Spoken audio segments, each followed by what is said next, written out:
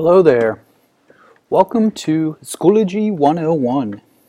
Today I'm going to take you through the basics that you need to know to get started with Schoology. The first thing that you need to know is how to get to Schoology. You will navigate to pequavalley.schoology.com. I'm going to do that over here in another window to show you what it'll look like once you get there.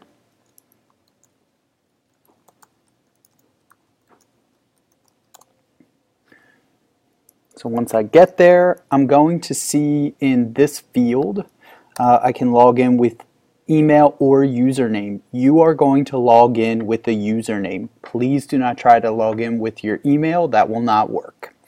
You're going to use your laptop username, mine's R. Donnelly, and your laptop password to log in at pequavalley.schoology.com if you haven't done that before.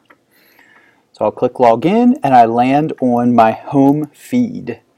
You'll notice right away that if you're familiar with the Facebook layout, this looks very similar to that. I have an announcements feed here in the middle, and then I have some controls on the left and right that I can use to get to different places. Your controls will look a little different than mine and different than everybody else's. So don't get alarmed if you don't see particular buttons that I have. That's how it's supposed to be. The important things that you will have, however, in your feed will be the buttons across the top, search, home, courses, groups, resources, and then these things on the right, reminders, upcoming events, things like that, that will fill in as you join courses and groups. Some of the things you will see on the left will be recent activity, grades attendance, calendar, messages, and people. You'll be able to use those to see updates to your courses, groups. You'll be able to find contacts for your PLN or students in the people section, as well as in the calendar, see events that you have upcoming in courses and groups that you're a part of. Now that we're a little familiar with the layout of the home screen, we're going to create our first course. So I'm going to go to the Courses tab at the top, hit that, and I'll see a drop down. If I'm a part of any courses already, I'll see those populate in this drop down. You can see that I'm a member of many courses, but today I want to show you how to create your own. So I'll click Create here. If I'm going to join a course, I will hit Join, and I'll have the course access code that somebody's given me to join. But we want to create one, so let's hit Create. You're going to get a basic form editor here that is used to start the creation of your form. The first thing you need to do is give your course a name. What I'd like you to do is first put in your last name, the name of the course, I'm going to call this test, and the year of the course. So this will be 1516. That way we'll know whose course it is, what course it's supposed to be, as well as the time frame that this course is going to be used for. Here where I see section name, I can add multiple sections to this class. So if I teach this test class 3 times a day, I could have 3 sections that all feed into this course. Separates my students by the period, so period 1, class goes to only the period 1 section of this course, period 2 goes to only the period 2 section, period 3 goes to only the period 3 section. I'm going to set it up like that today so that if you teach the same class multiple times, you can see how this works. What's nice is if I set my classes up in this manner, I only have to manage one section of this course to send my materials to all 3 sections.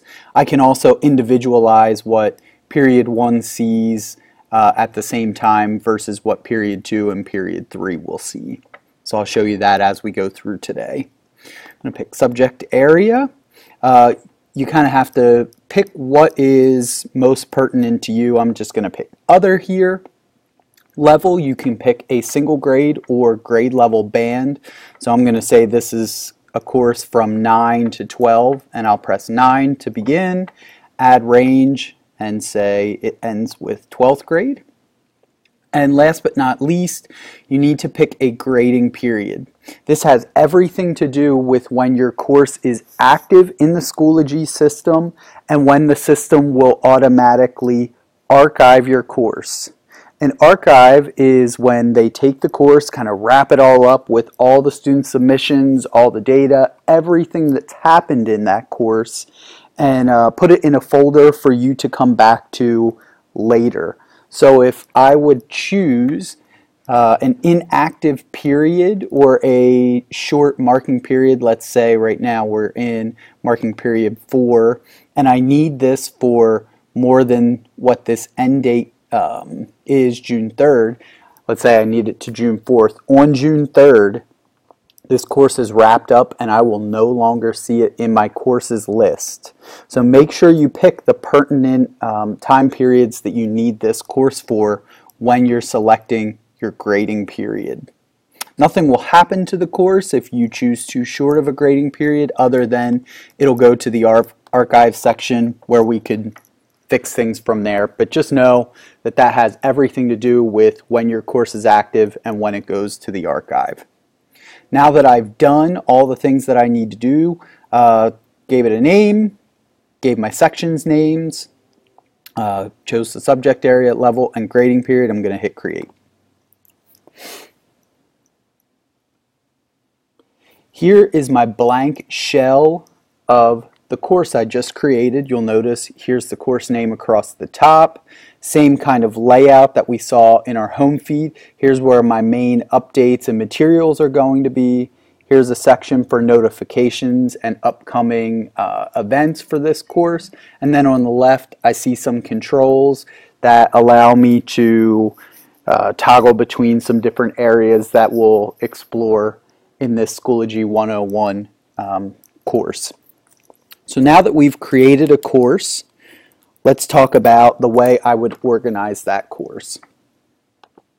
Unlike Moodle, which was a topics-based system, Schoology is a flexible system in that I am able to organize things any way that I'd like. It is a folder-based system, so I'm going to add as many folders to organize my materials in whichever way I feel comfortable and I feel is going to work for my students.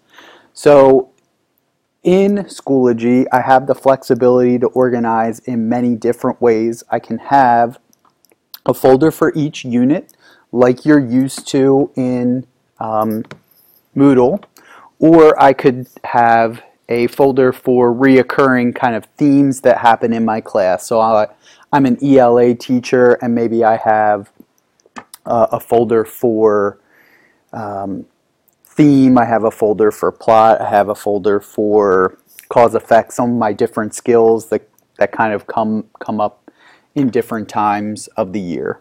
The organization is up to you, but it's a folder-based system. So I'm going to go ahead and create a folder to show you what that editor looks like, and then we'll talk about some of these pieces of material that I can add in there, how I can organize them and add them easily. But first, let's add a folder. So in all the editors across the board in Schoology, you're going to notice a similar look and feel. I have to always give it a title first. I'm going to call this my test folder. I can choose a color that I'd like it to be. I'm going to pick my favorite color, purple.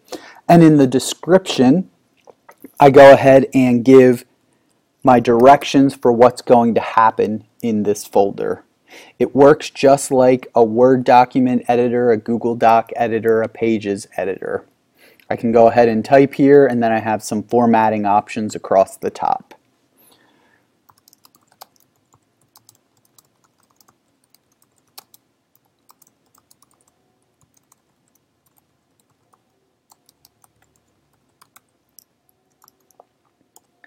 I'm going to go ahead and add a picture to this folder so that it has some visual cue to my students more than just this text that I put in there. You can put any amount of text in that you want. You'll see that this shows up on the outside of the folder in the course stream, but I want to make this a little more visually appealing. So I'll come to the insert content, and I have some options here. Image, link, symbol, equation, and latex are there by default. We'll talk about these other options later. So I'm going to click image. I can either upload an image that I have on my machine, or I could put in a URL that I got from Google Images, let's say, to link to a picture. I'm going to upload one from my computer.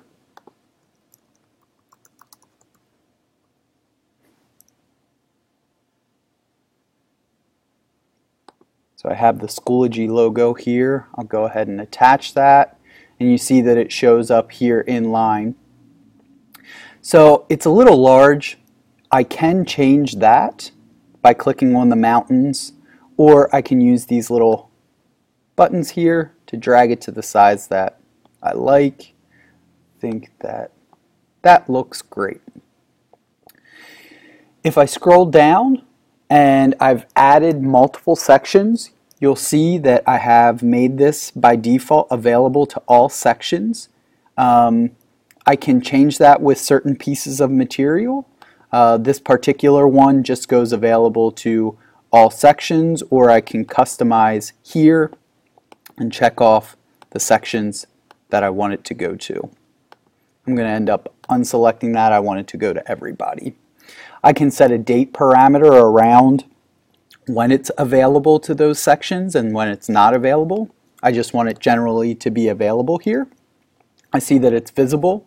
I could also change that to hidden. So I'm working in this folder and I don't want my students to see it quite yet. I'll put it in hidden and then make it available later. I can make it available after a certain date or during a certain date range. I'm just going to let it as visible right now. I'll show you here in a second how you can hide that later or unhide it if you started with it hidden. So I'll go ahead and create that. So here's my test folder and what that looks like. You see, I see the directions on the outside here in the stream. I see that picture. If I want to edit that, I can come to the gear and hit edit. From here, I can then hide this or give it a date range. So that's how I can start with my folder and start adding materials to it. I'm just going to go right down the line, and in the add materials, I'll talk about all of these different types.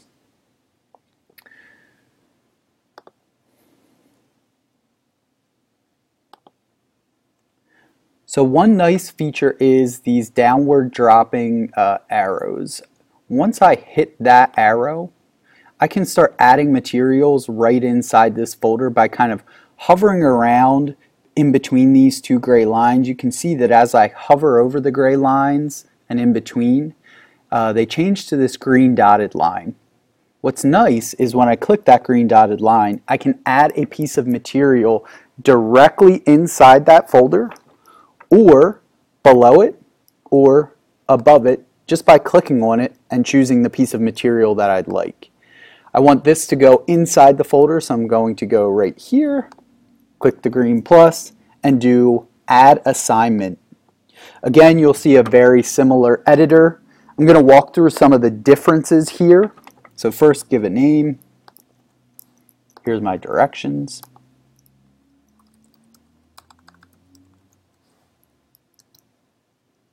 You can see that along the top I have some of the same exact options I had before. Now I have an additional link that's right on the outside, so I could change these directions to a link like that one, for example.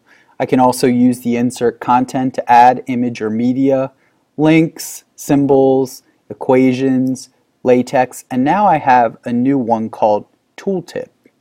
I'm going to add a tooltip to these words to show you that feature. So a tooltip allows you to give additional hints or directions when somebody scrolls over top of a particular word or sentence, whatever you've highlighted before you've picked tooltip. So I'm going to say here, please read the directions